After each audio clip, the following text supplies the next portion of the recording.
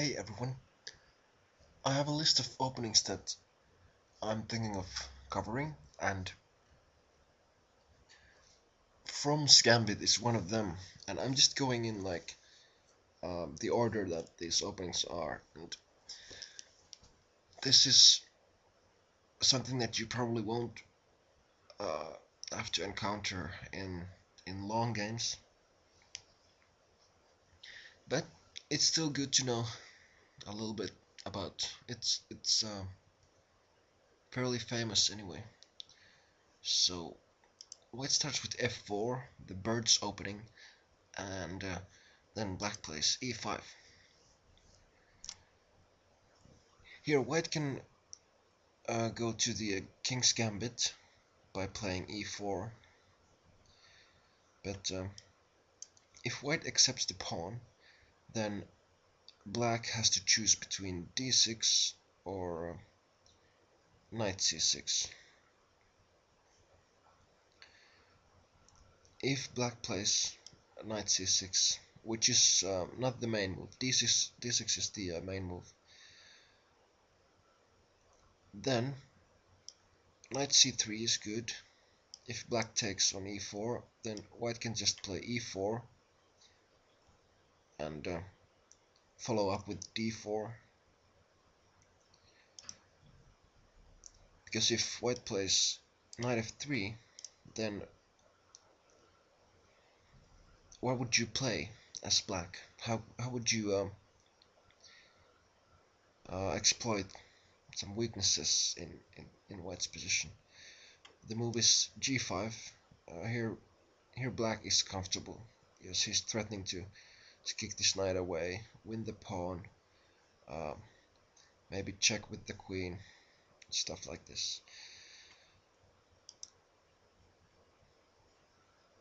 After d6, usually an exchange on d6, and then white must play knight f3, not knight c3. Here if white plays knight c3, then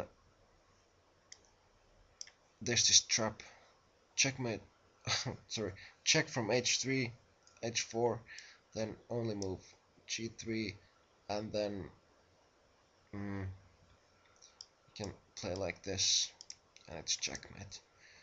So that's why knight f3, preventing any checks from h4,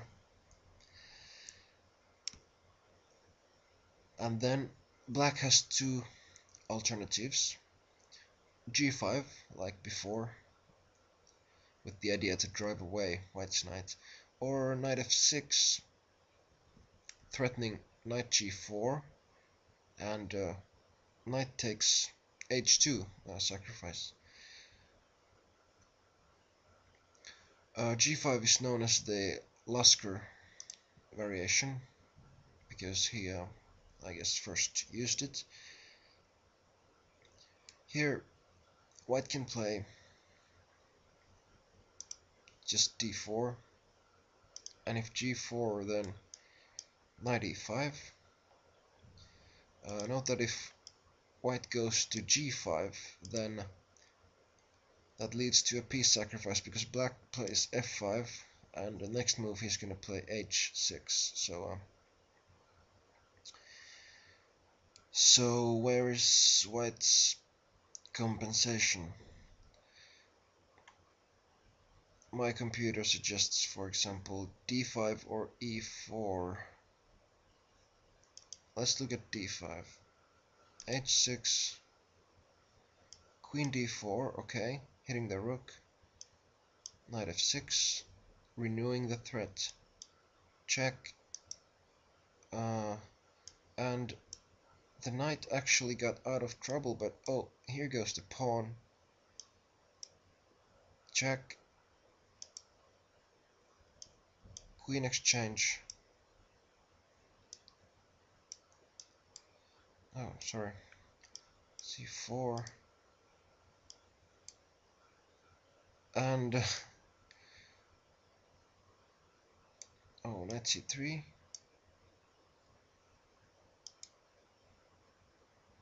and as we can see, the knight is toast after all.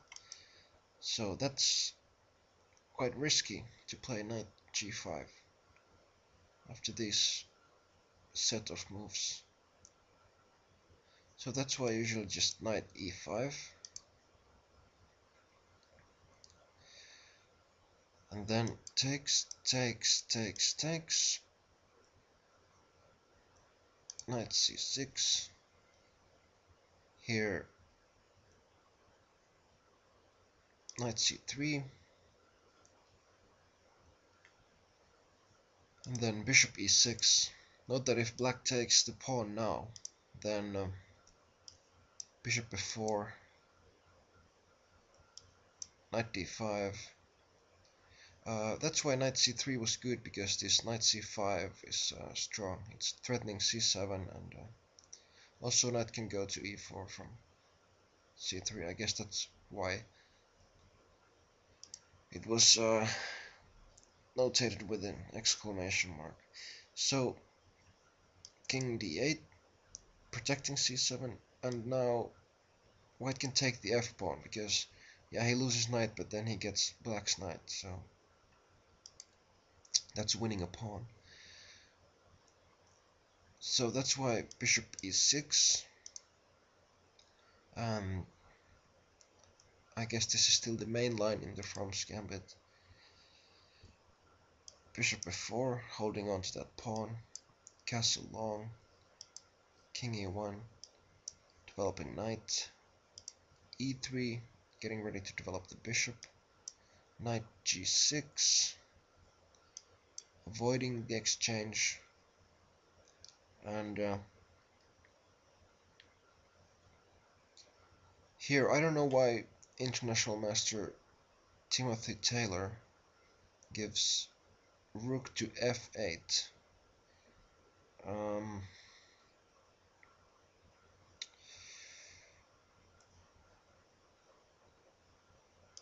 Why not, I don't know, something like this.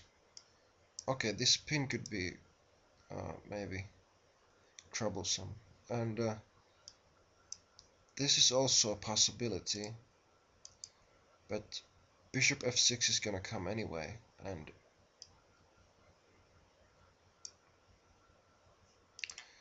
let's see if there's a difference. He suggests rook f8, and then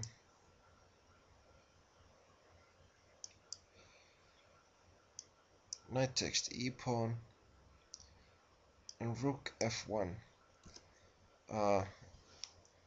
Here Taylor says, with the typical edge for white that is characteristics of this variation.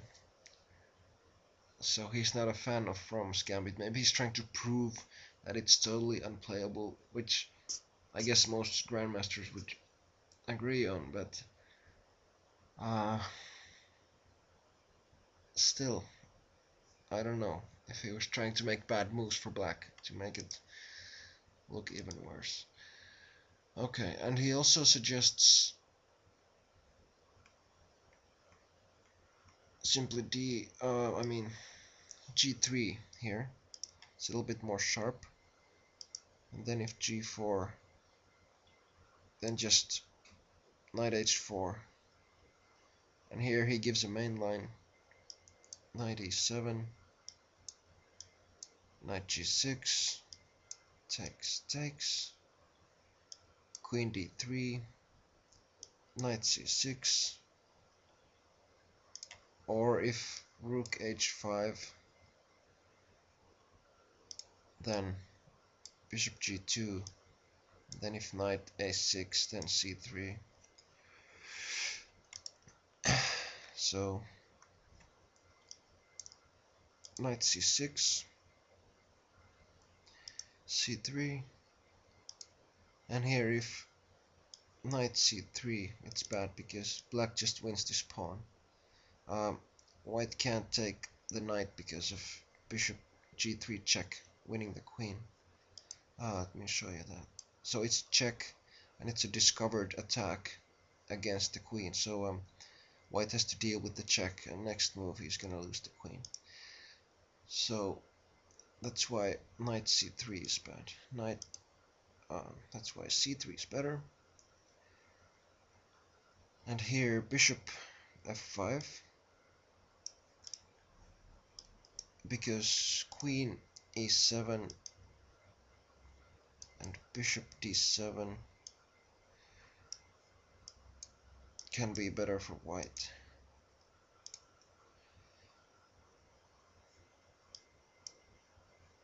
Here e4,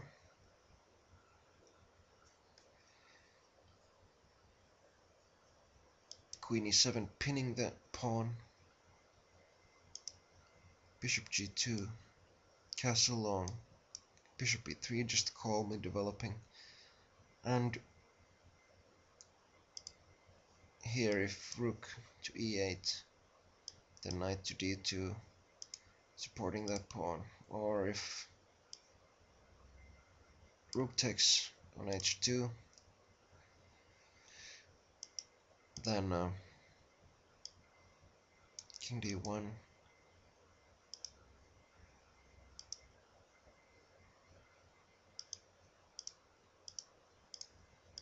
and g takes f7,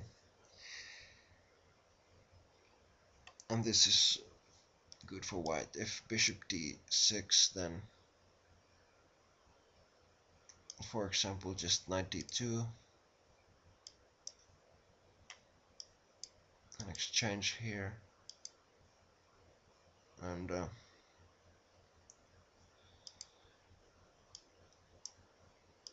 white has an extra pawn and better pawn structure. Or also the idea bishop d7 is possible. Now black is threatening rook takes h2 again, because e takes f5 is not possible. So here white can play bishop f2, supporting this g3 point. So fairly tactical variations, and perhaps it's difficult to say what is the main line. Perhaps it occurred after the d4 variation somewhere. So, but anyway, thanks for watching. Bye.